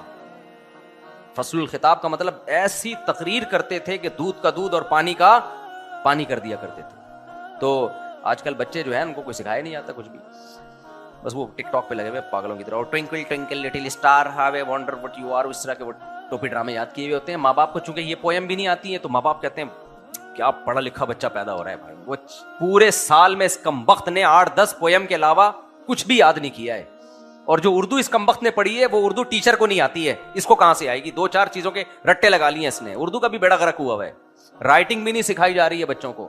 اب جو ڈاکٹروں کی رائٹنگ ہے نا, آدمی دیکھ کے حیران ہوتا ہے. ہمارے لال بیگ جب الٹے ہوتے ہیں نا, یوں کر رہے ہوتے ہیں, وہ اس سے زیادہ اچھے لگ رہے ہوتے ہیں ہمیں. تو یہ پڑھے لکھے لوگوں کی رائٹنگ کا حال. آگے چلتے ہیں میرے بھائی ہم, تاکہ جلدی سے یہ صورت مکمل ہو جائے. تو حضرت موسیٰ علیہ السلام نے فرمایا اشرکہ فی امری, اے اللہ ہارون کو بھی میرے ساتھ اس نبوت میں شریک کر دے. آگے کتنے پیارے الفاظ ہیں, کئی نسبحک کثیرا, تاکہ ہم تیری حمد و ثنا کثرت سے کریں. فرعون کے محل میں جا کے تیری بڑائی کثرت سے. ایک آدمی کثرت سے بیان نہیں کر سکتا, 2 ہوں گے تو جب میں خاموش ہوں گا ہارون اللہ کی کبریائی شروع کر دیں گے, وہ خاموش ہوں گے تو میں شروع کر دوں گا. اور ایسا ہی ہوا. قرآن میں آتا ہے جب موسیٰ علیہ السلام گئے, وہ میں بتاتا ہوں کیسے انہوں نے دعوت دی. انک کنت بنا بصیرا, اے اللہ تو ہمارے حالات جانتا ہے. اللہ کہتے ہیں قال قد اوتیت سؤلک یا موسیٰ, اے موسیٰ تیری دعا میں نے قبول کر لی, تیرے ساتھ تیرے بھائی کو بھی میں نے شریک کر دیا اس نبوت میں. پھر اللہ تعالیٰ اپنے موسیٰ علیہ السلام پر جو احسانات تھے اللہ نے کیے وہ گنوانا شروع کر دیے, کیونکہ موسیٰ علیہ السلام ٹینشن میں ہوں گے نا کہ اتنی بڑی ذمہ داری اللہ نے لگائی ہے اور بھیجا کہاں ہے؟ ڈائریکٹ فرعون کے پاس.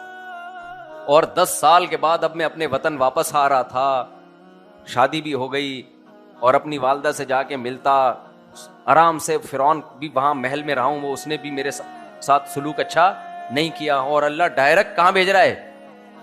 بنی اسرائیل کا لیڈر بنا کے بھیج کہاں رہا ہے؟ فرعون کے پاس. تو اللہ تعالیٰ نے پھر اپنے احسانات گنوائے. وَلَقَدْ مَنَنَّا عَلَيْكَ مَرَّةً أُخْرَىٰ, اے موسیٰ ہم نے تجھ پہ اور بھی احسانات کیے. ایک احسان تجھ پہ یہ کیا, تیری یہ دعا قبول کر لی. اگر نہیں کرتے تو تجھے اکیلے کو جانا پڑتا, لیکن ہم نے تیرے کہنے پر تیری یہ مراد پوری کر لی. وَلَقَدْ مَنَنَّا عَلَيْكَ مَرَّةً أُخْرَى, اس کے علاوہ بھی ہم نے تجھ پر احسانات کیے ہیں. اِذْ أَوْحَيْنَا إِلَىٰ أُمِّكَ مَا يُوحَىٰ, سب سے پہلا احسان ہم نے تیری ماں کے دل میں وحی کی تھی. اور بھی بہت سارے بچے تھے جن کو فرعونیوں نے آ کے قتل کر دیا, لیکن جب تو پیدا ہوا تو تیری ماں کے دل میں ہم نے وحی کی. یہ ہمارا احسان تھا. وہ کیا وحی تھی؟ أَنِ اقْذِفِيهِ فِي التَّابُوتِ, کہ اس بچے کو صندوقچے میں ڈال دے. فَاقْذِفِيهِ فِي الْيَمِّ, اور پھر اسے دریا کی موجوں کے حوالے کر دے. دیکھو قرآن کیسے ایک ایک چیز کو بیان کر رہا ہے. یعنی اللہ کہہ رہے ہیں یہ سارے اسٹیپ, ایک ایک اسٹیپ میں نے سکھایا تھا کس کو؟ تیری ماں. صرف یہ نہیں کہ صندوق میں ڈال کے دریا کی موجیں کو حوالے کر دے, بلکہ پھر میں نے دریا کو بھی حکم دیا فَلْيُلْقِهِ الْيَمُّ بِالسَّاحِلِ, کہ اس کو کنارے پر ڈال دو. اور يَأْخُذْهُ عَدُوٌّ لِّي وَعَدُوٌّ لَّهُ, پھر تیرے اور اپنے دشمنوں کے دل میں ڈالا کہ وہ تجھے اٹھا لے وہاں سے. ایک ایک اسٹیپ کیا ہے؟ یہ میری پلاننگ تھی, یہ اتفاق نہیں تھا, تجھے بچانے کی یہ فکر تھی. وَأَلْقَيْتُ عَلَيْكَ مَحَبَّةً مِّنِّي, پھر مزید احسان یہ کیا کہ جب انہوں نے کھولا صندوق کو تو میں نے تیری محبت ان کے دلوں میں ڈال دی. حضرت موسیٰ کے چہرے پر اتنا پیار تھا کہ وہ قتل ہی نہیں کر پائے ان کو نا. اتنا لوگوں کو ایسا وہ اچھے لگے دیکھنے میں. فرعون تو ایسے کوئی بھی بچہ ہوتا قتل کر دیتا اس کو. فَرَجَعْنَاكَ إِذْ تَمْشِي أُخْتُكَ, اور اس وقت کو بھی اے موسیٰ یاد کر جب تیری بہن اس صندوق کے ساتھ چلتی چلی جا رہی تھی.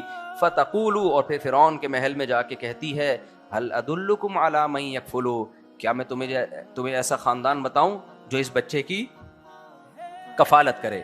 فَرَجَعْنَاكَ إِلَىٰ أُمِّكَ, اے موسیٰ ہم نے تجھے تیری ماں کی گود میں پہنچا دیا. کئی تقر عینھا, تاکہ اس کی آنکھیں ٹھنڈی ہو جائیں. ولا تحزن, اور اس کا غم ختم ہو جائے. اب دیکھو یہ تو موسیٰ کی ماں پہ احسان تھا نا, لیکن ماں پہ ہونے والا احسان بھی اللہ حضرت موسیٰ کو بیان کر رہے ہیں کہ یہ آپ پر احسان ہے. کیونکہ جو غیرت مند لوگ ہوتے ہیں ان کو یہ سن کے خوشی ہوتی ہے کہ کسی نے ہماری ماں کو اچھی حالت میں رکھا. آئی بات سمجھ میں؟ یعنی آپ کسی کی ماں یا باپ پر احسان کریں تو غیرت مند اولاد کہے گی ہم پہ احسان سے زیادہ ہمیں خوشی کس پہ ہوئی ہے؟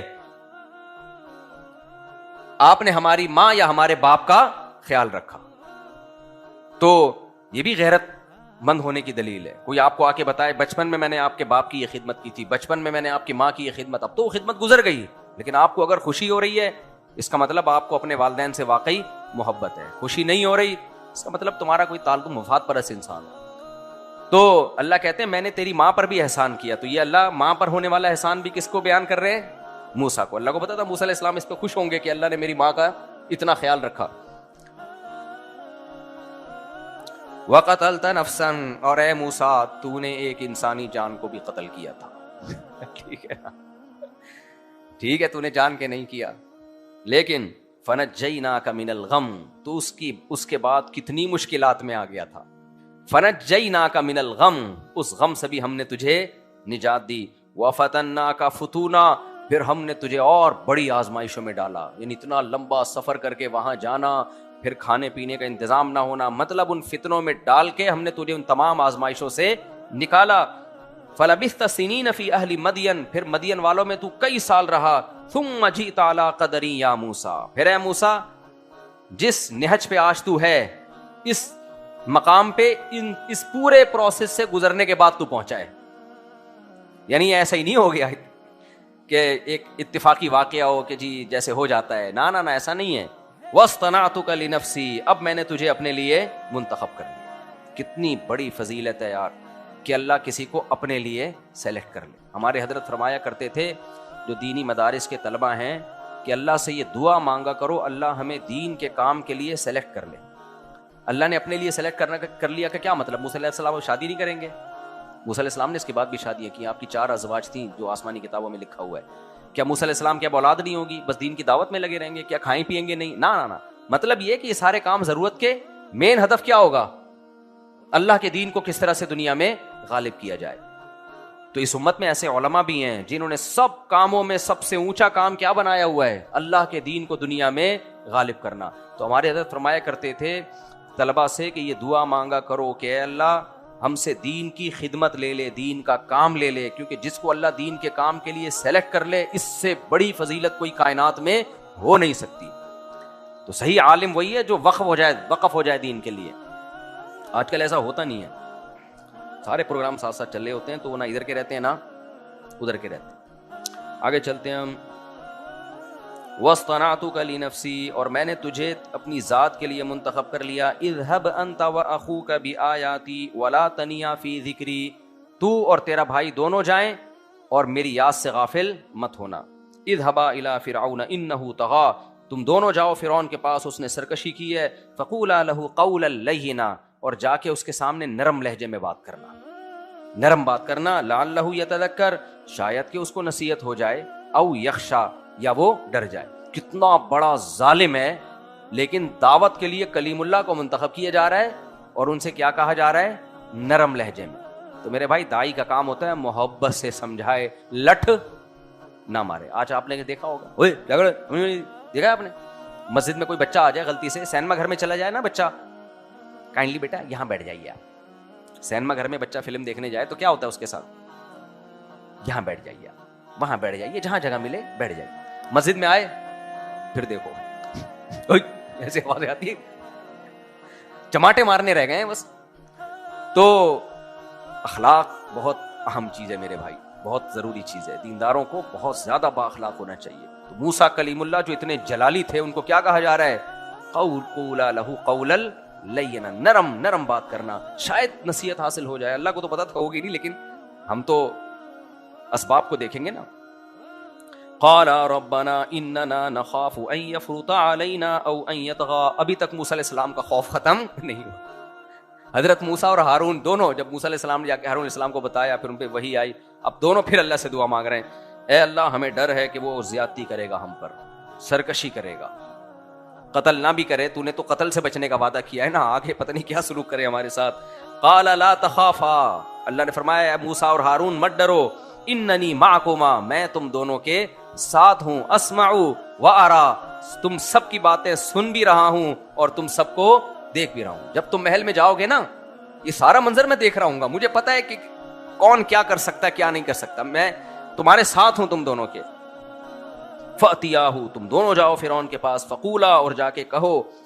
جتنی تفصیل سے اللہ نے حضرت موسیٰ کے واقعات کو بیان کیا ہے نا، کسی پیغمبر کے واقعات کو اتنی تفصیل سے بیان نہیں کیا، اور بار بار بیان کیا قرآن میں.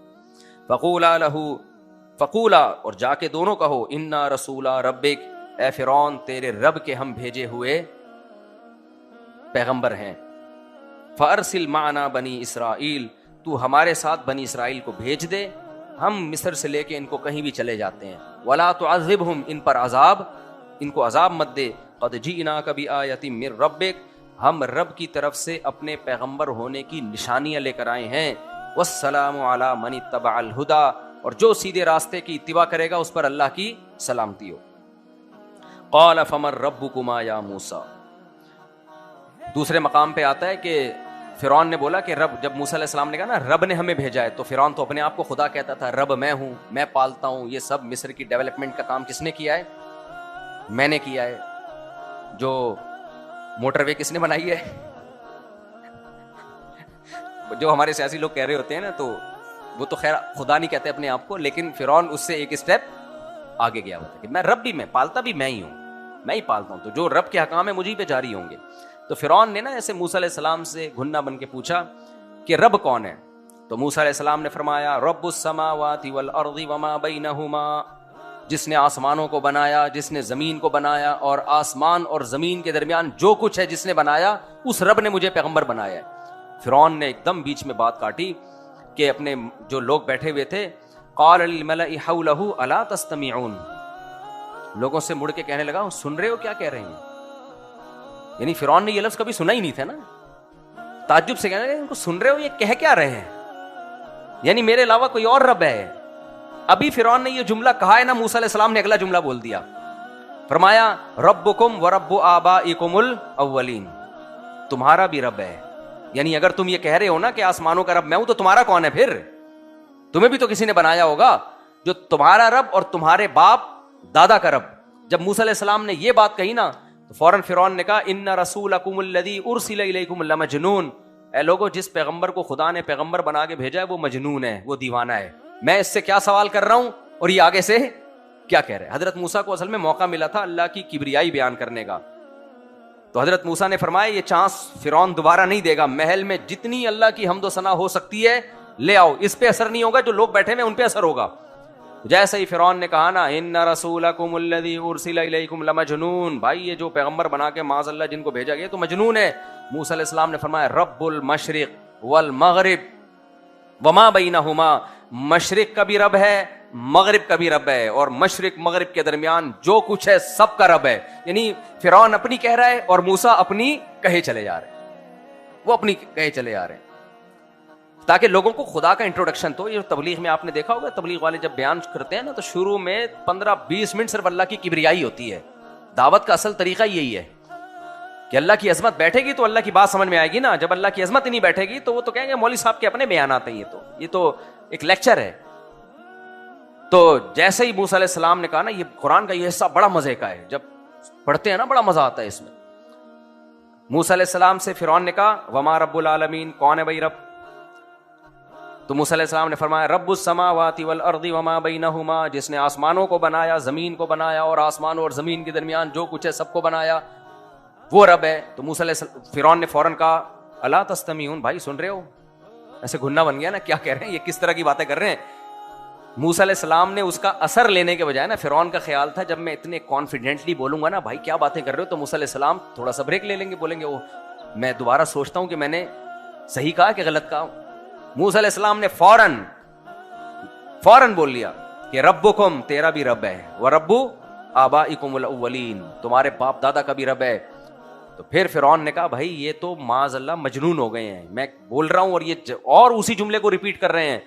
تو موسیٰ علیہ السلام نے تیسرا جملہ بول دیا رب المشرقی والمغربی وما بینہما, مشرق کا بھی رب ہے اور مغرب کا بھی رب ہے. تو پھر فرعون نے کہا کہ ان کو آگے کیا ہے اگلی آیت, ایک تو یہاں کے ہمارے حافظ بھی چائنا کے حافظ ہیں, تاقلون, آگے کیا ہے آیت پڑھو نا. قال قال, پھر دھمکی دی فرعون نے, قال لئن اتخذت الہا غیری لاجعلنک من المسجونین, کہ اگر تو نے میرے سوائے موسیٰ کسی اور کو خدا کہا نا, میں تو بات کو وہ گھمانا چاہ رہا تھا بات کو دائیں بائیں, اور موسیٰ علیہ السلام یہی بتائے جا رہے تھے وہ رب ہے, یہ نہیں بتا رہے تھے کہ بھائی یہ سارے کام تو نے تھوڑی کیے ہیں, تو جس نے کیے ہیں وہ ہے رب اصل میں. تو کہنے لگا ان رسولکم الذی لئن اتخذت الہا غیری لاجعلنک من, بھائی بیٹھ جائیں آرام سے بیٹھ جائیں. کہنے لگا کہ اگر تو نے میرے سوا کسی کو خدا بنایا معبود بنایا تو میں تمہیں جیل کی کوٹریوں میں ڈال دوں گا. پھر موسیٰ علیہ السلام نے فرمایا اولو جئتک بشیء مبین, کہ اگر میں واضح دلیل لے کر آؤں کہ میں واقعی خدا کا نمائندہ ہوں تو بھی. اب فرعون نے کہا فاتی بھی ان کنتا من الصادقین, لاؤ بھائی کیا دلیل ہے. پھر موسیٰ علیہ السلام نے لاٹھی پھینکی اور سانپ بنا تو کہنے لگا ان ھذا لساحر مبین, یہ تو کھلا جادوگر ہے, تو ہم بھی جادو کو لے آئیں گے. اور وہ سارے مل کے کہنے لگے جادو ہے تو جادو کا مقابلہ کس سے ہوگا, جادو سے ہوگا. جلدی سے بس میں اس کو مکمل کرتا ہوں. تو یہاں موسیٰ علیہ السلام کی دوسری دعوت کا تذکرہ ہے. فمن ربکما یا موسیٰ قال ربنا الذی, قرآن نے نا موسیٰ علیہ السلام کے جو محل کی دعوت تھی ٹکڑوں میں بیان کی ہے, کہیں کچھ کہیں کچھ, اور ظاہر ہے وہ عربی زبان نہیں تھی, وہ تو موسیٰ علیہ السلام کی کوئی اور زبان تھی, اس کو قرآن عربی میں اللہ اپنے کلام میں بیان کرتا ہے. قال ربنا الذی اعطى كل شيء خلقه ثم هدى, موسیٰ نے, فرعون نے کہا رب کون ہے, کہا رب وہ ہے جس نے اعطى كل شيء خلقه, ہر چیز کو خلقت عطا کی ہے, ہر چیز بنی ہے, اور بنی ہوئی چیز کا کوئی بنانے والا ہوتا ہے. ثم هدى, اور پھر یہ بہت اہم آیت ہے قرآن کی, الحاد کے خلاف نا اس سے جاندار آیت نہیں ہو سکتی. جو لوگ خدا کے منکر ہیں نا, کہا بنایا بھی ہے اور پھر اس کو اس کے ٹریک پہ چلایا بھی ہے, فطرت کے راستے پہ چلا دیا. دیکھو بکری کا بچہ پیدا ہوتے ہی تھنوں کی طرف لپکتا ہے, کس نے سکھا دیا بھائی اس کو, ہے بھائی کہ یہ دودھ یہاں سے ملے گا. تو ہر جانور کو آپ دیکھو تو کہتے ہیں یہ جو کائنات میں سدھار ہے نا, سدھار یہ خود بخود نہیں ہے, یہ کس کا کام ہے, یہ اللہ کا کام ہے. اب فرعون نے بات کو پلٹا. جب اتنی دعوت دے دی نا موسیٰ علیہ السلام نے, اور پھر ظاہر ہے اس دعوت میں یہ بھی ہے کہ جو اس پر ایمان لائے گا وہ کامیاب ہے, جو اس دعوت کو ٹھکرا دے اس کے لیے جہنم کی آگ ہے. تو فرعون نے فوراً سوال گھمایا فما بال القرون الاولی, اچھا سارے مشرک جہنم میں جائیں گے. تو یہ بتاؤ کہ یہ جو پچھلے ہمارے سارے باپ دادے گزر چکے ان کا کیا ہوگا؟ اصل میں فرعون اب نفسیاتی مارنا چاہ رہا تھا کہ موسیٰ علیہ السلام کہیں گے وہ سارے جہنم میں، تو میں کہوں گا دیکھو پورا خاندان ہمارا کہاں ڈلوا دیا انہوں نے. جب قادیانیوں سے بحث ہو رہی تھی نا کورٹ میں قادیانیوں کو کافر قرار دینے کے لیے، تو وہاں جو ہماری طرف سے عالم تھے انہوں نے جج کو کہا کہ قادیانی ہم سب کو کافر سمجھتے ہیں. وہ کہہ رہا تھا نہیں، تو قادیانیوں کی کتابوں سے دکھا دیا کہ ہم سب کیا ان کی نظر میں کافر. اس پہ جج کو غصہ آیا ہے کہ ابے یہ اتنے فنٹر کہ ہم سب کیا ہیں، کافر ہیں. پھر جج نے ڈکلیئر کیا کہ یہ کافر ہیں. تو بعض دفعہ دلائل بھی تھے نا، لیکن انسان کو یہ سن کے غصہ آتا ہے کہ یار ہم سارے باپ دادے ابا اماں سارے. تو فرعون نا بحث کا رخ موڑنے کے لیے اس نے کیا سوال کیا؟ فما بال القرون الاولی، جو ہمارے باپ دادے گزر چکے ہیں ان کا کیا ہوگا؟ موسیٰ علیہ السلام میں حکمت تھی، انہوں نے یہ اس بحث میں نہیں لگ گئے. پھر ایک نئی بحث چھڑ جاتی نا، کیا خیال ہے اس کو جنت میں جائیں گے تو سوال پیدا ہوتا ہے جنت میں وہ جائیں، جب وہ جنت میں جا سکتے تو ہم بھی چلے جائیں گے. اگر کہتے جہنم میں جائیں گے تو وہ کہتے لو بھائی تیرا ماموں بھی جہنم میں، تیری پھپھو نہیں اس دن جس نے تجھ پر اتنا وہ بھی جہنم میں، اور وہ جو ہمارے فلانے دادے جنہوں نے مصر میں اتنے پل بنائے، موٹر وے بنائی اور فلانا بنایا اور یہ بنایا، وہ بھی جو اتنا قوم کی خدمت کر کے گئے وہ بھی جہنم میں، اور جن کو یوسف علیہ السلام مصر میں لے کر آئے تھے وہ اتنا اچھا بادشاہ تھا وہ بھی جہنم میں، سارے جہنم میں. ایک نئی بحث چھڑ جاتی، مدعا سے ہٹ جاتے. اس لیے موسیٰ علیہ السلام نے حکمت سے جواب دیا، اور یہ حکمت داعی کو سیکھنے کی ضرورت ہے. وہ اپنے ٹارگٹ سے دائیں بائیں ہونے کی کوشش نہ کرے، کبھی بھی سامنے والے کی مرضی کی بحث پہ نہیں چلنا چاہیے. آپ کا ہدف ہونا چاہیے آپ کس ٹاپک پہ بات کرنا چاہتے ہو، وہ گھمائے گا ٹاپک کو. تو موسیٰ علیہ السلام نے فرمایا، جب اس نے کہا نا فما بال القرون الاولی، پچھلے لوگوں کا کیا ہوگا؟ موسیٰ علیہ السلام نے فرمایا علمھا عند ربی فی کتاب، میرے رب کے پاس کتاب ہے، اس میں اس کا علم موجود ہے ان لوح محفوظ. لا یضل ربی ولا ینسا، میں اپنے رب کے بارے میں ایک بات جانتا ہوں کہ نہ وہ غلطی کرتا ہے.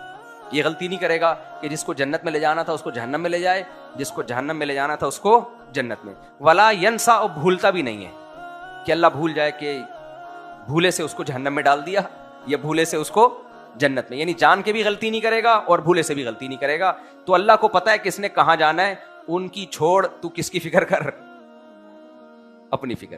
میں تجھے بتا رہا ہوں کہ رب تو نہیں ہے، رب کون ہے؟ اللہ ہے. پھر موسیٰ علیہ السلام نے اللہ کی حمد و ثنا بیان کی. الذی، بس یاد کر کے میں پھر درس کو ختم کرتا ہوں. الذی جعل لکم الارض مہدا، وہ اللہ جس نے زمین کو بچھونا بنایا، انسان کے رہنے کی جگہ بنائی. اور وسلک لکم فیہا سبلا، اس زمین میں اس نے راستے جاری کر دیے تبھی پوری دنیا آباد ہے. اور وانزل من السماء ماء، اور آسمان سے اس نے پانی برسایا. فاخرجنا به ازواجا من نبات شتى، اللہ اب کہتے ہیں میں نے اس سے پھر طرح طرح کے نباتات پیدا کی. اب دیکھو عجیب بات ہے یا نہیں ہے؟ بات چل رہی ہے موسیٰ علیہ السلام کی، یہ بہت ٹیکنیکل پوائنٹ ہے، اس کو سنو بس پھر میں درس ختم کر رہا ہوں. موسیٰ علیہ السلام اللہ کی بات بیان کر رہے ہیں. اس اللہ نے زمین کو ہمارے لیے بچھونا بنایا، اس اللہ نے راستے بنائے، اس اللہ نے آسمان سے پانی برسایا. تو ہونا یہ چاہیے پھر اس اللہ نے زمین سے نباتات اگائے. لیکن یہاں اللہ خود انٹر ہو گیا ہے. آئی بات سمجھ میں؟ نہیں آئی سمجھ میں بات چل رہی ہے موسیٰ علیہ السلام. موسیٰ علیہ السلام کہہ رہے ہیں اللہ نے یہ کیا، اللہ نے یہ کیا، اللہ نے یہ کیا. آیت کا اگلا حصہ، ابھی آیت مکمل نہیں ہوئی ہے، ایک ہی آیت ہے، ایک ہی آیت ہے. اللہ کہہ رہے ہیں ہم نے اس پانی سے کیا نکالا؟ طرح طرح کے نباتات، 20 قسم کے پھل فروٹ سبزیاں پیدا کر دی. اس کو کہتے ہیں صنعت التفات بلاغت میں. غیبوبت سے جو متکلم ہے نا وہ خود کیا مطلب؟ بلاغت کا مطلب اللہ تعالی کو، اس کی مثال دیکھو عام زبان میں سمجھو. کوئی شخص آپ کے بارے میں بتا رہا ہو کہ یہ ایسے کرتے ہیں، یہ ایسے کرتے ہیں، یہ ایسے کرتے ہیں، آپ یہ سن رہے ہو، آپ کو اتنا جوش آئے کہ آپ اس کو ہٹاؤ گے درمیان سے اور بولو گے میں یہ بھی کرتا ہوں، میں یہ بھی کرتا ہوں، میں یہ بھی کرتا ہوں. آئی بات سمجھ؟ یعنی اللہ تو موسیٰ علیہ السلام کا واقعہ سنا رہے ہیں. اللہ کہہ رہے ہیں چھوڑو موسیٰ کو، جو قرآن سن رہے ہیں میں تمہیں بتاؤں. اب تو یہ کلام فرعون کے لیے تھوڑی، اب کس کے لیے ہے؟ تمہارے لیے. تو اللہ موسیٰ کے کلام کو سائڈ پہ لے جا کے اللہ خود بیچ میں اترتے ہیں اور کہتے ہیں فَأَخْرَجْنَا بِهِ أَزْوَاجًا مِّن نَبَاتٍ شَتَّىٰ، کہ پھر دیکھو میں نے اس سے طرح طرح کے کیسے نباتات اگائے ہیں. اب اللہ ہم سے کلام کر رہے ہیں، فرعون کو چھوڑ دو ایک طرف. تو یہ التفات ہے، یعنی تھرڈ پرسن سے فرسٹ پرسن کی طرف. 3 ہوتے ہیں نا، گرامر کی اصطلاحات بھی اب چینج ہو چکی ہیں کافی حد تک. ہمارے زمانے میں فرسٹ پرسن، سیکنڈ پرسن اور تھرڈ پرسن. انگریزوں میں تو ویسے ہی اتنے سارے LGBTQ میں بہت سارے پرسن ہو گئے ہیں. بیچ کا پرسن تھوڑا سا ادھر کو گیا ہوا پرسن، تھوڑا سا لیڈیز پنا تھوڑا سا زیادہ، اور تھوڑا زیادہ ہے ہی، تھوڑا سا شی کا شیڈ آ رہا ہے اس میں، مکمل شی تھوڑا سا ہی. اتنی قسمیں ہیں نا LGBTQ، ہر ایک کا آگے پوری ABCD ختم کرنے والے ہیں وہ لوگ. بہت ساری قسمیں. ہماری صرف 2 ہی قسمیں ہیں، یا پورا ہی یا پورا شی. بس آگے بس یہ میں مکمل کرتا ہوں. تو یہ اللہ کہتے ہیں فَأَخْرَجْنَا بِهِ أَزْوَاجًا مِّن نَّبَاتٍ شَتَّىٰ كُلُوا وَارْعَوْا أَنْعَامَكُمْ، خود بھی کھاؤ اپنے جانوروں کو بھی کھلاؤ. إِنَّ فِي ذَلِكَ لَآيَاتٍ لِّأُولِي النُّهَىٰ، بے شک اس میں عقل مندوں کے لیے بڑی بڑی نشانیاں ہیں. مِنْهَا خَلَقْنَاكُمْ، ابھی اللہ کلام کر رہے ہیں. اللہ تعالیٰ نے موسیٰ علیہ السلام کے کلام کو اسٹاپ، صحیح ہے نا، وہ محل میں جو تھا وہ کر رہے ہیں، اب اللہ ہم سے کلام کر رہا ہے. منہا خلقناکم، اللہ کہہ رہے ہیں اسی مٹی سے میں نے تمہیں بنایا. وفیہا نعیدکم، اسی مٹی میں تمہیں دوبارہ لے جا کے مٹی بنا دیتا ہوں. ومنہا نخرجکم تارۃ اخری، اور اس